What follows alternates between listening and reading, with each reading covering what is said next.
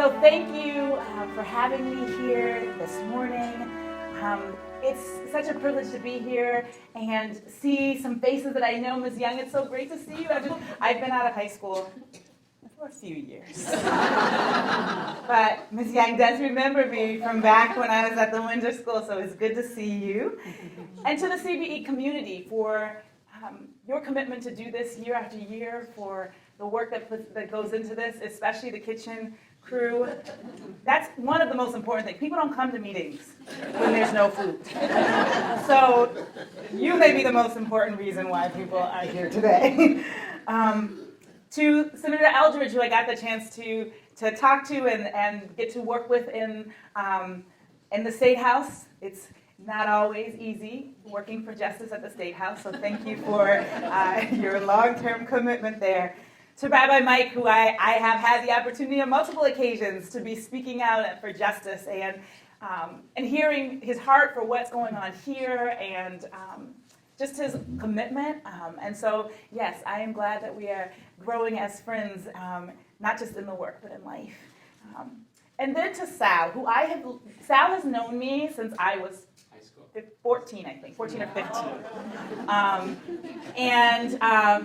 At that time, I was a young person in an organization called Project Hip Hop, and I'll talk a little bit about that in a moment. And so when I got the request from Rabbi Mike, I said, yes, I'll try to figure this out. But when I heard it was Sal, I was like, I owe this. So he has been supportive of me for many years and has taken me to speak here in New Hampshire and a number of different places. So it's good to be here. I'm glad to have the privilege to reflect a little bit on my story. I don't know, some of you may have heard me speak. A lot of times I talk about climate change and what I think is important in that. And I will talk a little bit about that. But Sal was very adamant that he wanted me to sort of take some time to reflect on my story from when I was younger to now. And that gave me an opportunity to step back and think a little bit about how exactly did I get to this place and what's the path that led me here. So I obviously this is MLK weekend. I actually thought about the fact that one of the things that Dr. King and I have in common is that in our early life we were deeply shaped by the Black church. As a little girl, my parents both came here to go to college.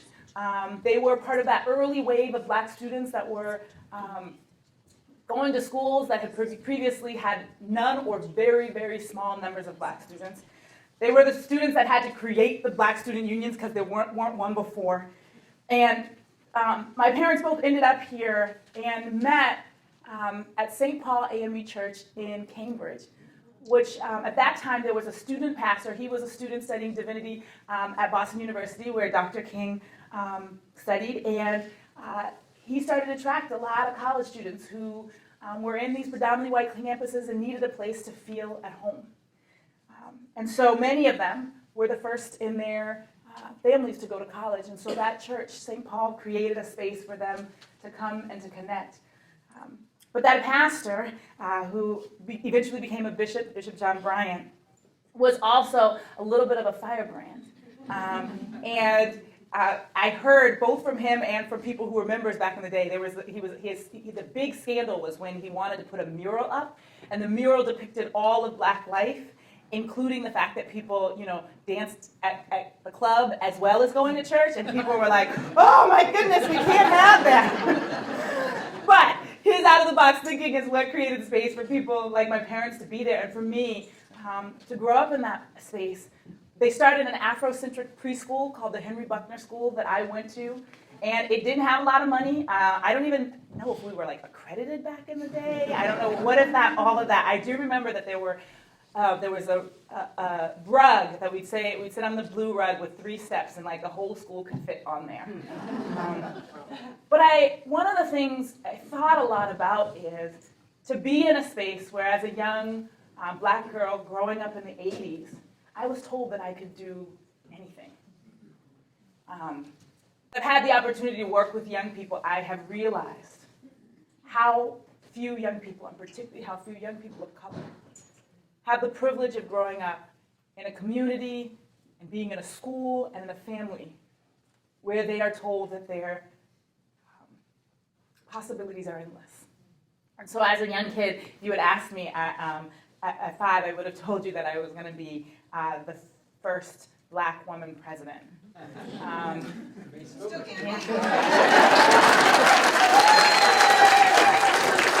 I have a few gray hairs, but I'm not sure that I want to go 100% in 4 years. But are you making an announcement? no, I'm definitely not. I mean, everybody else is running. Don't we need one more person from Massachusetts running for president? No, just kidding, guys. Definitely just kidding. But anyway, but one of the things I think was also powerful about that space is that we learned our history. Every February, we threw like the biggest Black history extravaganza you ever had seen. As a 4-year-old, we learned the creation by James Weldon Johnson and did it all from memory. The church literally went wild. We did it on Henry Buckner Sunday, and the adults were like overwhelmed. I don't remember how many months, but I think I was memorizing that poem for at least a couple months. And I think that sense of history, that sense of connection was really powerful. And I wonder how many of our young people are being given access to that kind of deep history. It created in me a sense of love, not just for who I was, but for all the people who had gone before me to make it possible, and for all the people that would come behind me and consider me an ancestor. I am now at the point where I'm getting a little bit closer to the point where I can, at 4, you think you're gonna be like young forever. Last year I turned 40, and hopefully I'm like no less than halfway. And I work a lot with young people, so at 40, you're old.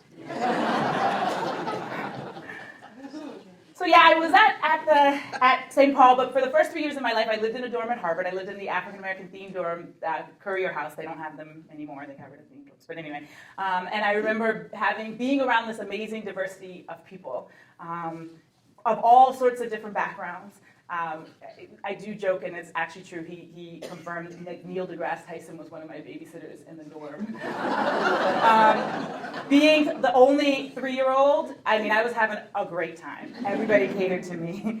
And so I grew up both in this very deep, rich Black community that surrounded me, and also exposed to lots of folks from all different places and backgrounds.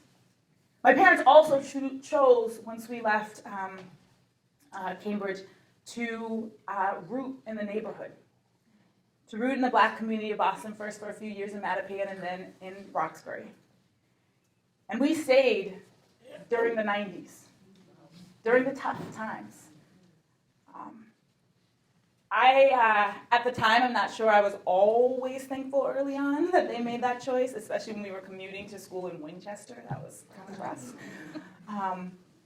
But this deep sense of connection to my neighborhood and the love of folks. I always remember there was one of the folks down the street who was involved in some things that were less than legal. And he would always tell me to go home when he thought that anything bad was going to happen. To this day, I kind of lament the fact that he could have a sense of my purpose, but not necessarily a sense of his own. And so I grew up really with a deep love for my neighborhood, for my people, and particularly for those folks who were struggling. They weren't just folks that I read about, they're folks that I knew, and I was able to see their humanity because I spent time with folks on a day in and day out basis. And so one of my big reflections is that I was early on taught to love my people. And my sense of who my people was pretty expansive then and has grown over time. But I worry often in this work that we talk about people as theories, as groupings. But because we don't have the rich and deep relationships, it becomes hard to find the courage to stand with and stand for folks when times matter. So I'm thankful for the opportunity to be taught by my family to really know and love people for who they are. Love them in their beauty and love them in their brokenness. Because all of us are both beautiful and broken at the same time. The other thing I reflected on is that we were taught always to just be constantly discerning our purpose. In fact, my parents would talk about this all the time. I mean, sometimes to the point where it's like, okay, I've heard enough. I would get in trouble, right? Like, I don't remember one time I lied about something to go with my friends. And, my parents, whenever I would get in trouble, they would send me to my room first so that they could be calm, and then they would calm me down. Mm-hmm. And then my dad would do this whole, we know that God has called you to do great things. Our job is to help you reach that calling. We cannot allow you to be less than what you're supposed to be. And I'd be like, can I just get a spanking? And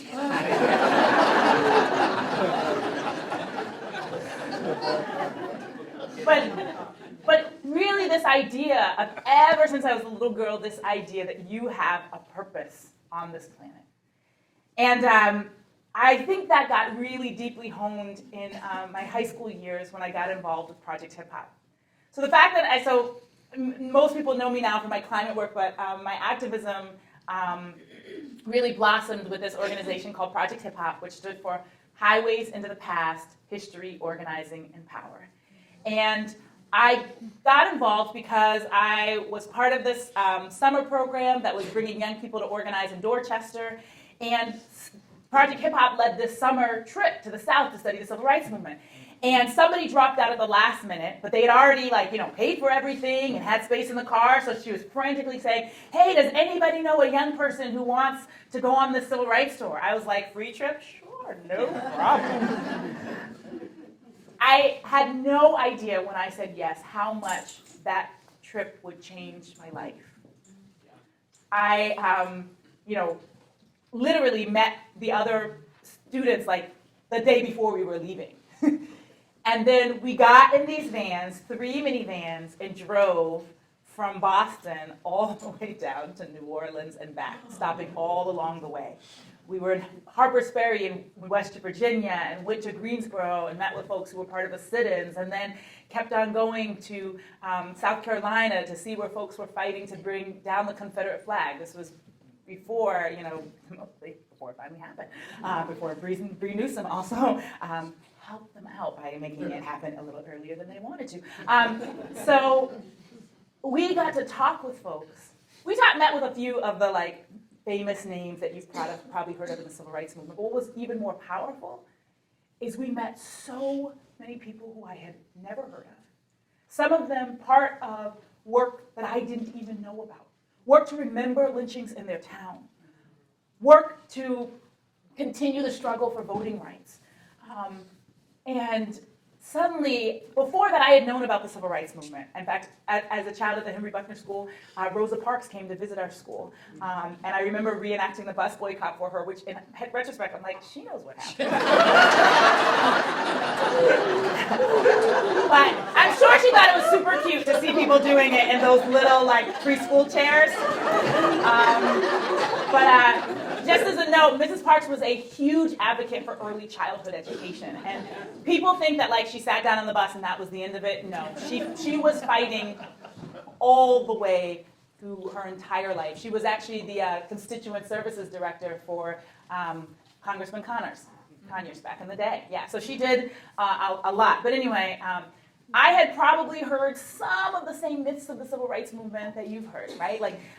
Oh my gosh, people just went on a march and we got free, right? This way in which we don't always recognize that the Montgomery bus boycott went on for more than a year. And that it wasn't just big names. In fact, it was a lot of everyday people saying they wouldn't give up. I also learned about the power of young people in the Civil Rights Movement, which I think is often, hidden or not sort of put to the front as much as it should be. And so in that experience, I started to say, wait, I think there's something about this organizing thing that I'm being called to. And I started learning from more and more people, reading a lot of books. And then Project Hip Hop we were supposed to be teaching people about the civil rights movement, which we did. We did many, Yeah. I think every year you brought us to come to the high school. And we did do that work, but more and more of us as young people were like, we can't just talk about this. What are the civil rights issues of our day? I remember going out, I think it was the Fall River when they were bringing chain gangs back to Massachusetts and protesting that. I remember fighting because, I don't know if people know, prisoners used to have the right to vote in Massachusetts, and that was taken away. And so we started looking at issues of MCAS and the distribution of education funding and really sort of saying to ourselves, a lot of these issues that we've been sort of taught about, like that they handled, they're still here. We need to keep vigilant. And so as a young person in high school, I started to get clearer about my purpose. By then, I think I was starting to let go of the running for president. I believe in the importance of great elected officials, but I started to say, I don't know if that's my path. And so this idea of really discerning your passion is really key. But I think discerning it in a way that's not narrow-minded is also really important. I had the experience in high school of getting really excited about what was going on, not excited in a good way, but excited in a concerned way about what was going on with the hole in the ozone layer. I talk to young people a lot all the time, and they're like, yeah, that's in my history book, like that happened a long time ago, but I'm like, yes, it was very present for me as a high schooler. Like, it blew my mind, the idea that we as humans could do something that would cause damage to the planet. Like, for those of us who remember that moment, it was actually a real shift in consciousness. Because before that, I guess I knew about pollution. We had toxic issues in my neighborhood, but I couldn't imagine us creating damage on that scale.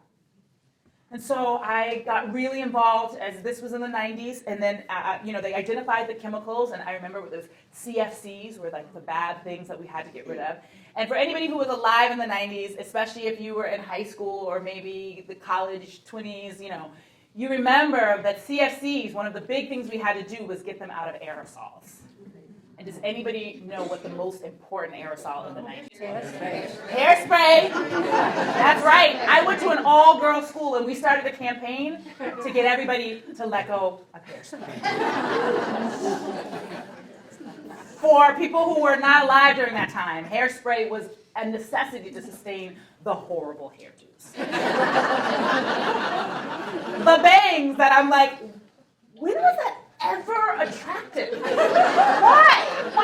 The hair half up, hair half, like with a piece coming down, the finger waves. And I remember, people would come in with the little clumps that you can see when you've gone from aerosol to spritz, because it just doesn't do it quite the same. But I was like, an aerosol warrior. I was telling my mom, everybody had to get rid of all CFCs. But we saw some success. That's what's really beautiful about it. Like, we felt like we were making a difference. And I remember after I sort of got involved, I decided to go to the meeting of our environmental club. This is in the 90s. I walk in, and I was the only woman of color in the room. And I remember we were having these conversations about polar bears and dolphins and, what we needed to do and cutting up the, remember the little six-pack can, the plastic you needed to cut them up. And I had this moment where I actually felt angry. Because I realized people were really concerned about animals that they had never, ever seen. But it was the height of violence in Boston. And there was nothing going on about the folks that were dying literally a mile away from the school. And so I, unfortunately many other people of color at that time, felt like I had to choose. I felt like I had to choose between dealing with the issues of justice around mass incarceration and the lack of support for schools and all of the issues of violence and drugs that were going on in the 90s in my neighborhood, and this environmental movement that seemed really distant from my lived experience. And I remember saying to myself, well, it's okay, because the girls in that room, they don't have other justice issues to work on, so they can focus on the environment. I leave it to the folks that don't have these other issues to deal with. And so I walked away from that space. And even though I would say I was thinking pretty intersectionally even back in my high school days, I did experience that like tension, this sense that if you wanted to work on one thing or you cared about one thing, then you couldn't be part of this other movement. That began to shift a little bit in high school. In college. I decided to go as far away from here as my dad went to Harvard, my mom went to BU. My mom actually probably didn't care that much, but my dad really did want me to stay and go to Harvard. And I instead decided I was going to go to the West Coast. I would call my friends who were like at Cornell, or like my cousin went to Bates, and I'd call them in March and be like, "What are you doing?" "Oh, I'm doing my homework on the lawn. We're trying to get a tan while we do our homework." And they'd be like, "It just snowed. Don't call me." I get it. But I went out to school, and like many college students, I needed to have a job. Financial aid doesn't cover everything. And I saw on this bulletin board this job looking for tutors. And so I said, I should be able to do that. I got in Stanford, I should be able to figure out how to teach, ninth graders. It shouldn't be that far off. So I went and interviewed. And I remember to get to the school, to the after-school program, I had to drive down Palm Drive, and in Palm Drive at Stanford, it's called Palm Drive because they have these ridiculously tall palms on both sides that I don't even actually think grow naturally like that in Northern California, but whatever, it looks beautiful and it maintains the image of the great California school. And so you drive down, and then you drive into Palo Alto, and it was lush and green, and you could get a double cappuccino before that was taking off everywhere, and not an ice cream shop, a gelato shop. And so I was riding my bike, our preferred method of transportation, and I remember as I was going, you literally come to this bridge, which, calling it a bridge, let's call it a small overpass. It's really kind of a hump.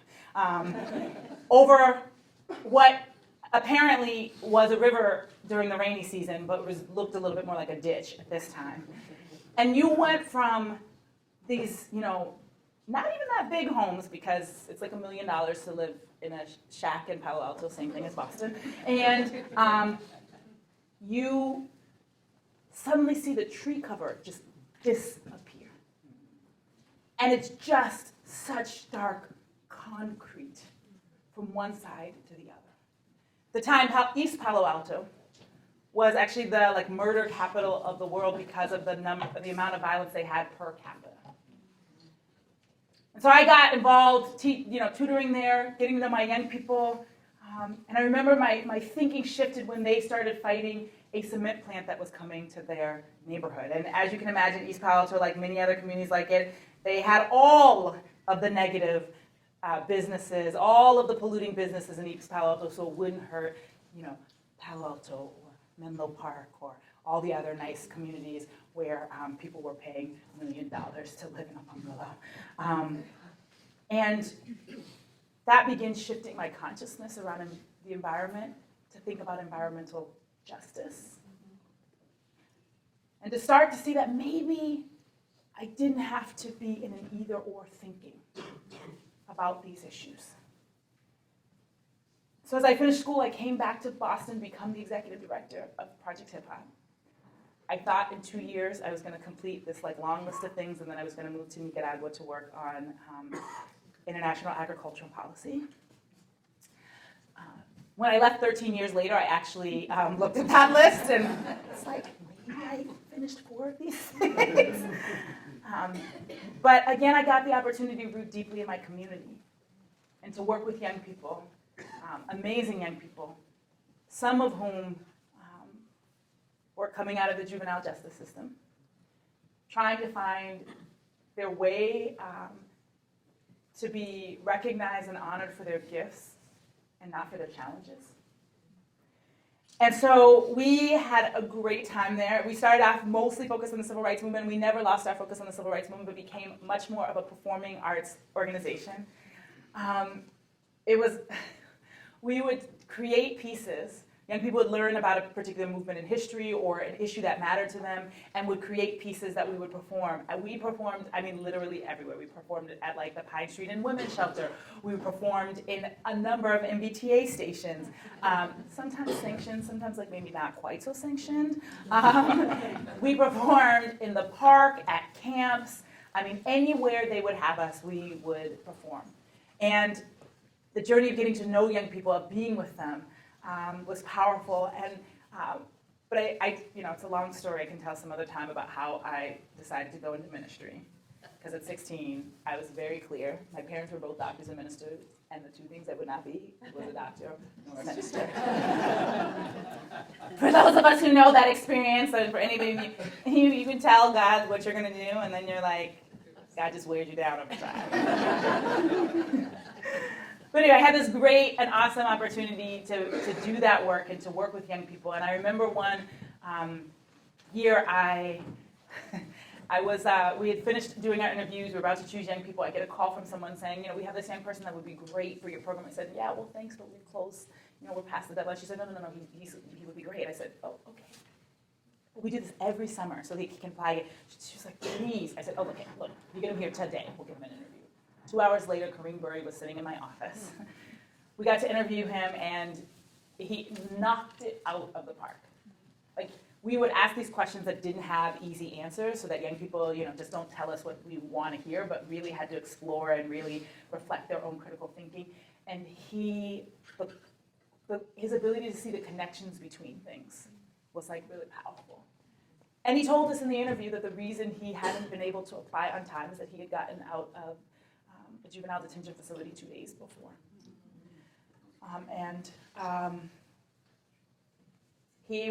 Just really powerful and special. And I remember sort of saying to George, who was one of the staff people that was in the interview, I was like, this guy might be the next director of Project Hip Hop. And so, you know, as with young people, we had training sessions, and then we did this retreat, at which they never listened to when I told them to go to bed, so they were always tired the next morning. But they bonded and connected, and it was a beautiful and powerful time. And I remember dropping them all off and saying, the next meeting is on Wednesday. It is my birthday. Do not be late. I'm not staying late that day. And Wednesday morning, I woke up to a phone call that around 2 o'clock in the morning, Kareem had been stabbed and bled out. The ambulance had not gotten to him in time, and he was dead. The challenging thing for me is that he was not the first young person I lost, and he would not be the last young person that I lost. But because he died on my birthday, I will always remember it. I remember it every day when I wake up on my birthday. And every day, every birthday, I'm reminded of what it means to love people, the fact that sometimes loving is great and sometimes loving hurts. I am reminded that my purpose in this world is to create space for people like Kareem to become who God has called them to be in this world, and to continue to fight for a world in which nobody is taken before their time. But the other challenge of losing Kareem was that I think it's the thing that broke my heart open in a new way. Because that summer I had to really lead young people through that moment of intense pain. Many of them had unfortunately already experienced that kind of loss before, and so it was like re-triggering. We had to bring ourselves together, and we did. And they dedicated their summer to him, and a lot of times as they were creating a hip hop arts piece or drawing something, they would talk about how it embodied his spirit. And so it was a beautiful time. I think it made me a totally different leader. We started actually bringing circle process into our work a lot more, and really creating more space to talk about our pain and our trauma. But by the end of the summer, I think I looked up and realized that I had spent so much time taking care of everyone else that I hadn't necessarily taken care of myself. So I told all the staff, go home, do what you need to do, we're gonna have a week off. And as I went home that weekend, they started talking about this storm that was coming to New Orleans. Like I said, I was taking young people all the time down south and back. And my best friend had actually just moved out of New Orleans like the weekend before Katrina hit. And I watched both the ferocity of the natural disaster, supercharged by climate change, which I'd known about, but climate change became very real after that moment. But I also watched the unnatural disaster of how we treated people. And in that moment, the decision that I had made before that I could separate the work I was doing for justice from this environmental work that I knew was important but felt frustrated about that movement, that completely shifted. I spent 2 weeks with folks in the Gulf Coast. It was interesting. I was still, even at that time, was like, no, I'm not going into ministry. And I remember when I was helping at a shelter at a Baptist church, and they asked me to sort of help with the women's Bible study, and I was like, okay, I guess I said I would do anything that you needed, so I'll help a little bit. And after that, 2 women said to me, you should really think about going into ministry. And I was like, they're so traumatized, they don't know what they're saying. That's not going to happen. I was just, no. But that moment was a pretty big turning point for me. I ended up taking young people to do restoration work in the Gulf, and my heart started churning. I started realizing what we were facing as humanity. And I started saying, I don't know if I can not work on this. I looked at the folks who were suffering and realized that they were the very people I was caring about on other issues, and but suddenly I recognized how much this was an existential threat to the communities that I served, the work that I was doing. Because climate doesn't also just supercharge hurricanes. It also has the power to exacerbate every other justice issue that we care about. And so in that work, I had always led from passion. You can imagine that my husband will tell you, I can get worked up about a few things here and there. And I've always been that way. And I think a lot of my work was fueled by love, but also a very healthy dose of anger. And over that time, as I spent time in New Orleans, as I spent time in Gulfport, and all along that coast, the importance of being fueled by a passion driven by love and not necessarily anger became really clear to me. Started doing a lot of spiritual work around heart opening. And really asking myself, what would it mean to fight with love? I ended up leaving my job at Project Hip Hop after 13 years. Mostly, not because I didn't love young people. I had by then accepted my call to ministry, which, it happened. And I needed to go to seminary. But I also had what I lovingly call post-traumatic fundraising disorder. Too many years of trying to make budget and payroll, and just need a little bit of break from that. Decided to go to seminary, which for me, it was funny because I was with a lot of people who were coming straight from college, and they were like, oh my gosh, this is so hard. I'm like, this is a walk in the park. The only consequence is a bad grade. So, as I created space in seminary, it really continued to allow me to open my heart, to see the connection between all the things I had done. There were work I did on immigration, and I stayed committed around criminal justice. And there are people who jokingly say, "Is there any issue in Boston I haven't worked on?" I'm getting older now, so I've got to slow it down. But in my 20s, I tried to be there on every issue out there. And so I think it was interesting in 2016. Pretty much 20 years after we lost Kareem. I was involved in this work at the West Roxbury pipeline. How many people have heard about the ridiculous pipeline we have going through West Roxbury? Yes. I'm not an engineer, but I know that you don't put highly flammable stuff across the street from places with an active quarry. That seems like a bad idea. I don't think you have to be able to, calculate the chemical imbalance. You just know gas, explosions, bad combination. And so and the truth is, early on they asked me to get involved, and I want to keep it real. As a Roxbury native, I said I'm not going to West Roxbury because they'll be okay. Would they have turned out if this same pipeline was going in Roxbury? I'm just going to keep it real. I had that mentality. But eventually people convinced me, and I got there and got more and more involved. And as more and more people were getting arrested, I was like, I believe in the power of civil disobedience, but do we really need another black woman in jail? So I was like there, but in support. And finally, a friend sent an article that really opened my heart deeply.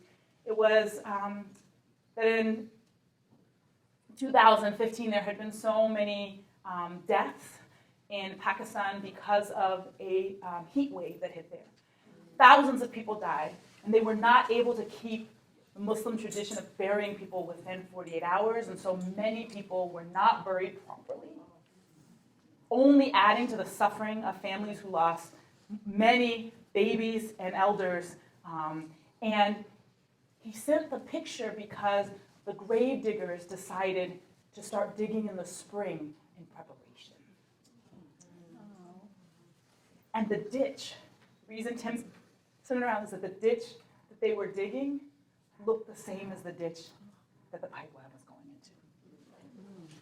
And we said, we need to have a service. And so everybody bandied about what date, and they chose June 29th, my birthday. And it was a very hot day. And we decided to all wear our clergy gear, and my tradition is a long black robe, which was extremely hot. But I asked people to come out for my birthday. My mom came, my sister, my cousin. I was posting to Facebook and reminding people about what was going on, and people were on Facebook like, is Mariama the only person who would be like, for my birthday, I'm going to go get arrested?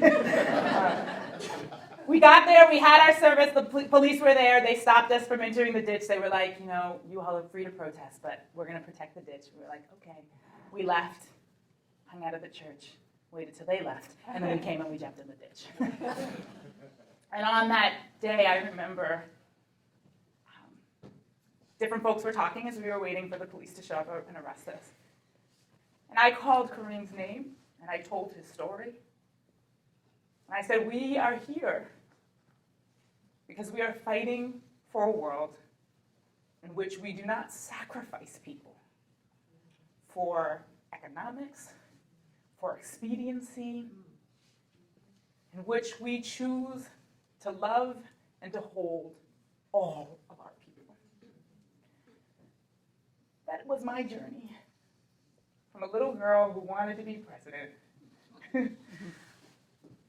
to a pastor standing in a ditch,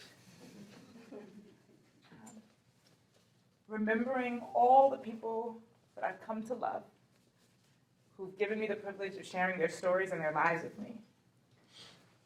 A woman who hopefully, I think I've discerned what my purpose is, even as it evolves. And I try to lead from my passion, from an open heart. So on this MLK Day, where I remember his sacrifice, his work, the movement behind him, I just try to live my little piece of what it means to create a world worth living in. Thank you.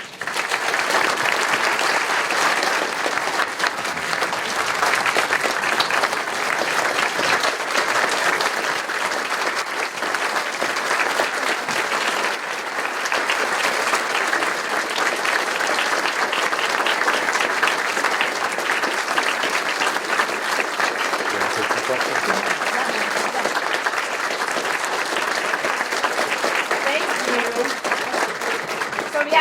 So now's the most important part. I did go over a little bit. Okay, like 10 minutes, so that's not small. But okay, the most important part is I want to be in dialogue with you. What are your questions? What's your experience? What struck you? What made absolutely no sense? You can just totally be honest. And we can talk about anything from, my work as a pastor to solar policy. I care about everything in between. So what are your thoughts? What are you thinking? Yes, and stand up, please, and speak as loud as you can. My question is very general and basic. For reading on the connection, the intersectionality of racism and climate change, what would be a great place to start? Yeah. Okay. So that's a good question. So that literally, I'm glad you asked this question because it's going to remind me. My goal for this year is to write a book that brings that together. Come back here. Yeah, I know. That is literally my goal. I started napping out. But there are a number of. So the question was, what do I recommend for reading around the intersection between climate change and racism and justice? There's Diane Glave, who is an interesting. She's like an environmental scientist. She's also a United Methodist minister. She has this interesting background. She wrote a book called To Love the Wind and the Rain about the African American experience with environmental justice, and she does a really it weaves together a number of different pieces.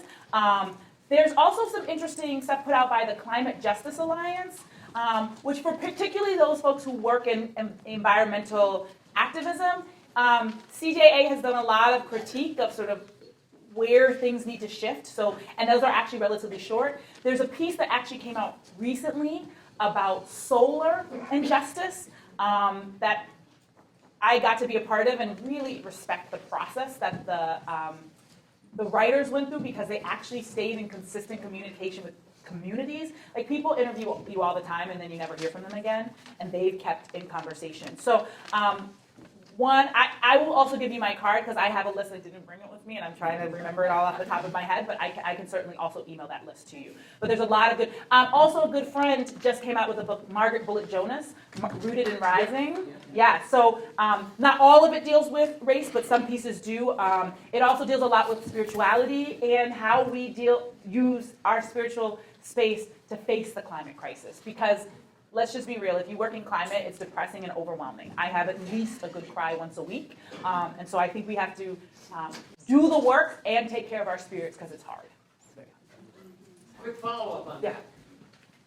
What would be a really high-impact project, climate change project, that's on your mind that some of us may be able to help you with? Good That's question. a good Good question. So we're all from Massachusetts. Let's have a little conversation about where we are as a state.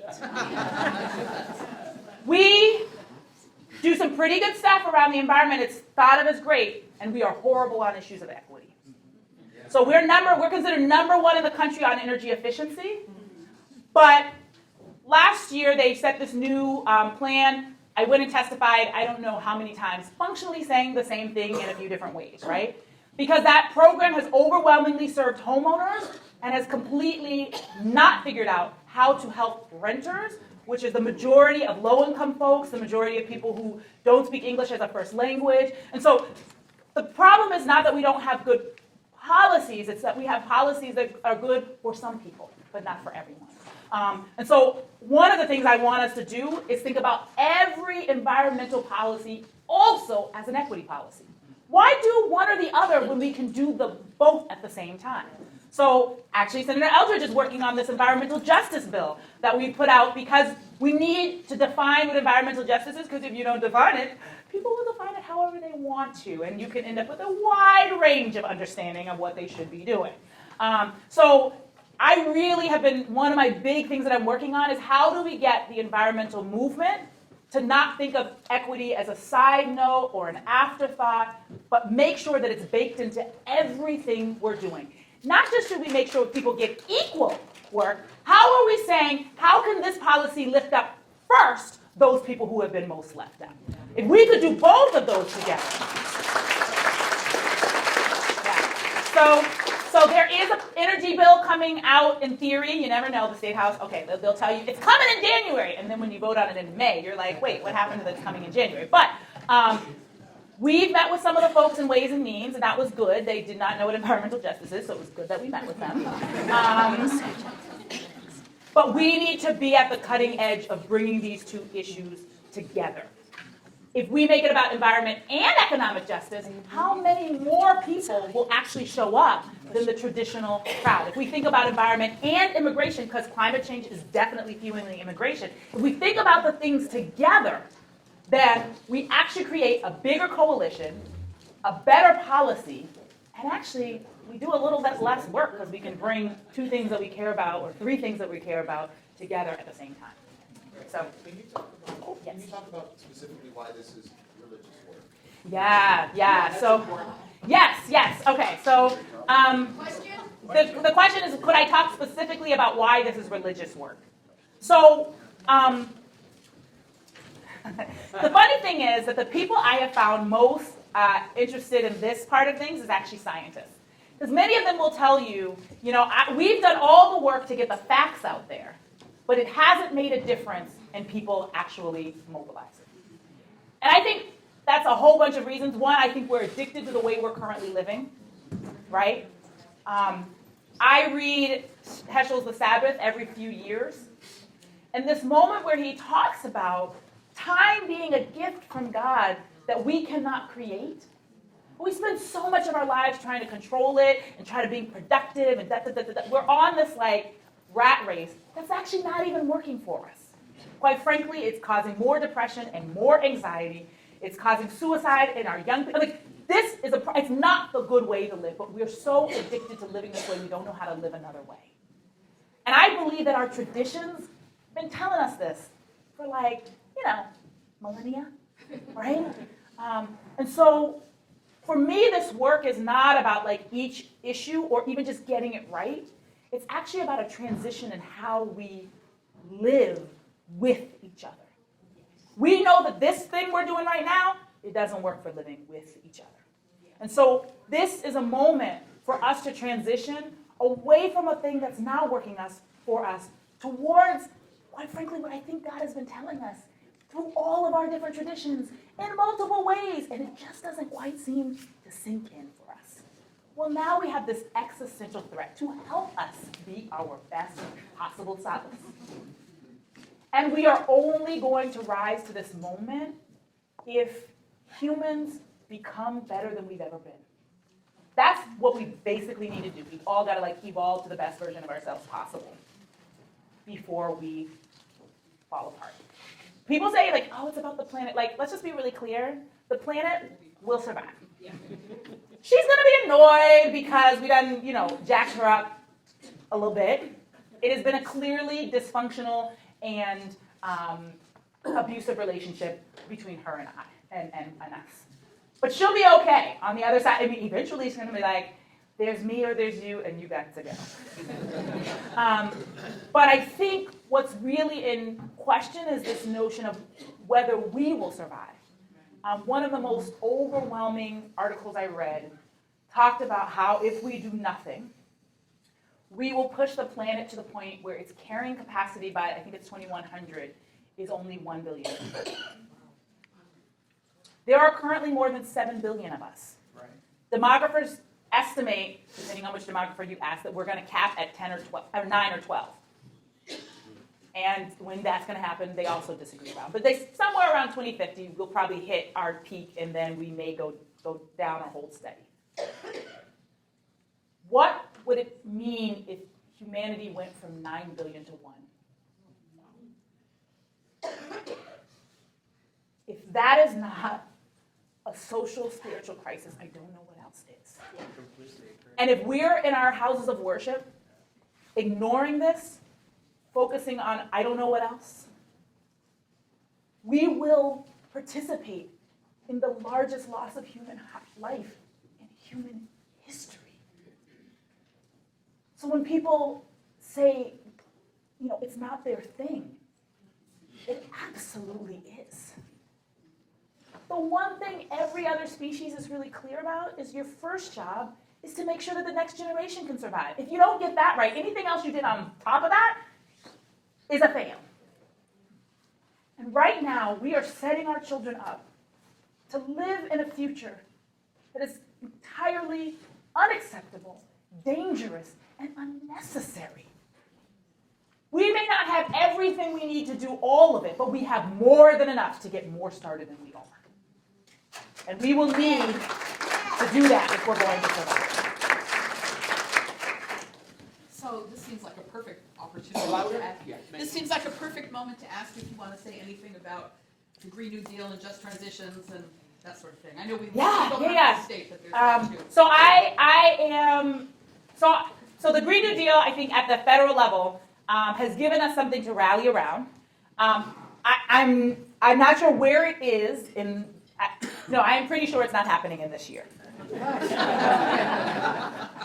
I can say it, Senator Markey and I have had a long conversation on it. It's not happening in this year. So I think that we should pay attention to the framework, continue to focus on it. I don't know how many people have read the Green New Deal for public housing. So my congresswoman, Ayanna Pressley, did a lot of the work on that policy. It's about a complete transformation of our public housing system as the first, again, this idea of putting the folks that need it first, and really actually it's looking at jobs for folks living in public housing, jobs for folks coming out of prison. How do we really upgrade our housing to be, net zero, beautiful, the concrete policy ideas that are out there. And I am part of a group that's convening a table for a Green New Deal here in Massachusetts.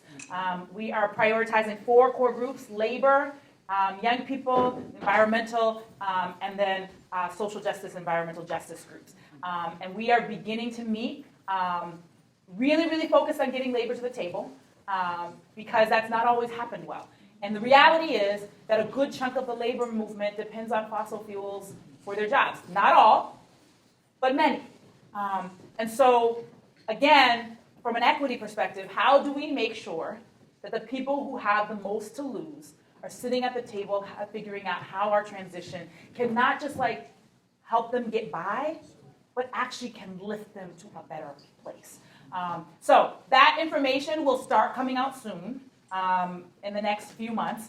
But I think that, again, really the Green New Deal is really just a framework to help us say, it's not justice over here and environment over here. We want to bring these two things together. Not only can we absolutely should. Because if we think we're going to have to literally transform the world, why would we remake it with sexism and racism and homophobia and economic injustice baked in? Let's just make it better while we're at it. So yeah, it's exciting. I want to give one more question, and then I'll be here if you didn't get to ask your question. Go ahead. So thank you so much for the beautiful speech and reflection. Just a little louder. I said thank you so much for your beautiful reflections this morning. Thank you. So as you can tell, not a lot of people in this room look like me. The same is true in this community. Yeah. And we have some struggles in the school system, with the police, integrated in our community. What is your advice for us? Yeah. How we can help people in this community realize that we need to breathe together, that the changes that we make in this community is not for just the people of color, but for all of us. Yeah. Yeah.